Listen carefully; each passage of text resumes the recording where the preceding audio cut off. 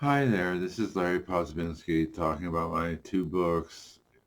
Number one, In the Grip of Paranoid Schizophrenia, which went to first, second, and third edition. And the second book is Xanax Withdrawal Aging and Residual Schizophrenia. Uh, this is about feedback I've collected since August of last year, part of a year. The initial feedback I got led the first edition of the first book to be well, eventually it was first initially was polished and buff edit from an editor for her portfolio to go into editing. So it's kind of her to do the buff and polish job on it, but it didn't change her content till the third edition. I realized there were from comments I was getting at the feedback at the time was that people did not want to hear about girlfriends and philosophy and religion. They wanted to hear about mental illness and what it's like to be psychotic and what goes on inside a psychotic mind, like the first part of the book writes explicitly about. So then the rest of it's about getting well and how to stay well, and the first book. But so some comments here are written. I'm trying to save time. This is the fourth time I've done this, but I laugh. I have no telling what time. I'm alone. Uh, so anyways, that's fine. But so I get this intellectual thing going with myself and my world around me, my creations, and these books are part of it. And those keyboards back there, sometimes I play with those some of the time. But so anyway, so I guess I go to the feedback now, and the one thing not written in here is my I have a back condition which is described in the second book, and uh, my home aide is reading the book now when she was on a COVID quarantine, and she says very interesting. I said, "Was it scare you? Did you just think I was that psychotic?" And you come in here with me every week, and we work together. And she said, "No." She said, "It just makes me realize how far you've come." It just was some of the people who know me and then read the books that will say feel that way, And even if they weren't old enough to be around when all this mayhem went on, when I was in this local small town where all the majority of that craziness in the first book went on, and the second book too, for that matter. But okay, so for my friend Wayne in Tampa, Florida, writes about the second book. Well, your book is about your search for the right mental balance, and you have had quite a journey, Larry. How what you have found can possibly help others, quote unquote. And then so that's interesting, Wayne. And for my friend Jay locally here, he says, I'm finding the second book very interesting in reading, and I'm learning a lot about my own recovery and life being bipolar. There is a connection.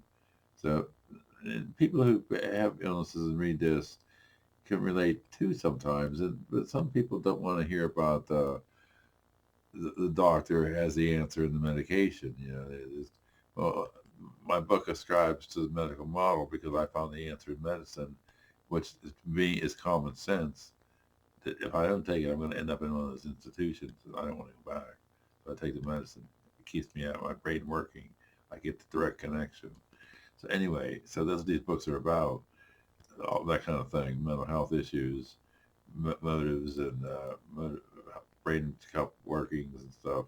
My friend Doug says, finished the second book, says, finished the book last night. Interesting insights for sure. Last couple chapters might have been that title, I Don't Need No Doctor, which was by Humble Pie, I think, or somebody, Uriah Heep or somebody, Humble Pie, I think. A song from 1972 he sent the link to. I never heard it before. I watched it on YouTube, and it was cool. I didn't know at the end of the second book, went to psychiatrist for I had to change too after 20 years, and I was the same psychiatrist, and so they see things differently, and a major conflict there, and so if you think it's all kiss up to the psychiatrist, you can tell them where to go too, which I enjoy that, and people who appreciate me for being able to do that. You have to advocate for yourself, or you get walked on. That's all. If you get misunderstood, is what will happen. If you don't enunciate for yourself what the hell is going on with you, and these kind of mental health treatment receiving end of things. So, so then further comments here get more vivid. A young lady I know, 30 years old, some years old, said, I feel the previous books were a good read, very clinical though. I like this the second book though, because it has more emotion coming through. I understand the highs and lows better as the emotions make it less clinical and more relatable. It is peppered with wire humor as well as which is good to see being translated into your writing. I feel this book shows your progression with writing as a person since it is not only informative but also contains emotional depth. I'd say you're writing, I'd say you're definitely progressing wonderfully as an author. Words of Meg and Nicole. Thank you. Thank you, Meg. Uh, and then here we got, the next thing I had here was at the same time, at the end of the year of 2021, I was looking up a friend from grade school. He was the other person in the story where, Sister John Joseph was a music teacher in a Catholic grade school, and he was the other one in the story where she told us not to sing. We threw the whole class off. We had to sit and move our lips and not use our voice in front of her pump organ. And then, when I saw his name on the neighborhood group, I said, I got to write this guy.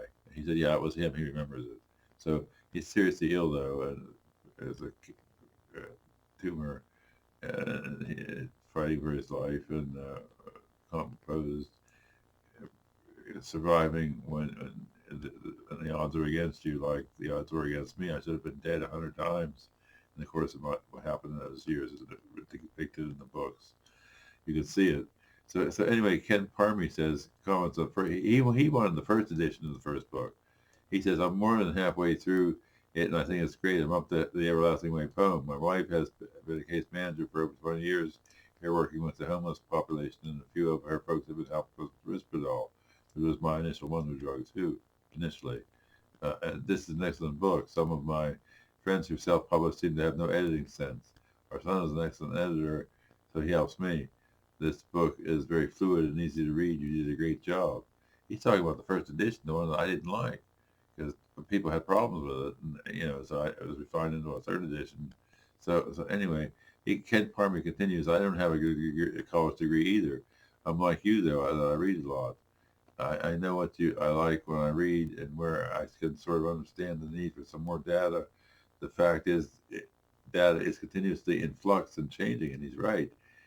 But the personal stuff you put in there is your history, and that's what I'm more interested in. I can look up data, but getting the experience you create by interpreting your history is the real story, for me anyway. Don't worry about the other edition. I'll pick it up when I can. I'm doing this one here.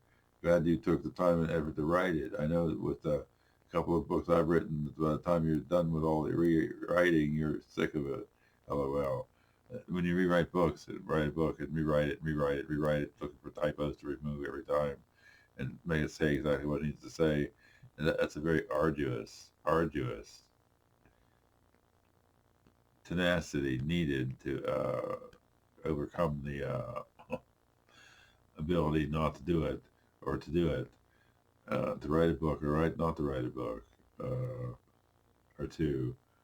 So then after Ken said that, a couple of days later, I got a message out of the blue from some guy named Trevor, and he says, "Hi Larry, I'm not too sure you would remember me, and I don't. My name is Trevor. When I was a small child, I lived in the Commons apartment complex, which is where I live here. I remember on a few occasions waving and saying hi to you as I rode my bicycle along the sidewalks of the parking lot. I remember reading your book. I requested it from the Barnesville Library when I was roughly 14 years old, 16 years ago now. I remember reading the book and being completely overwhelmed by the story about your life that I couldn't put it down. Now, being 30 years old, I enjoy crime fiction novels of sorts. Michael Connelly is one of my favorite authors, but I always think about your book.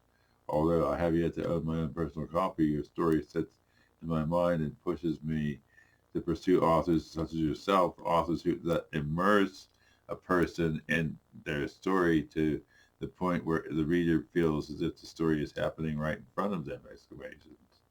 Someday I'll own a copy of your book! Exclamation. It's got to be a hardcover for me though, so it will last through generations. I hope you're well these days. It's a rough world we're living in.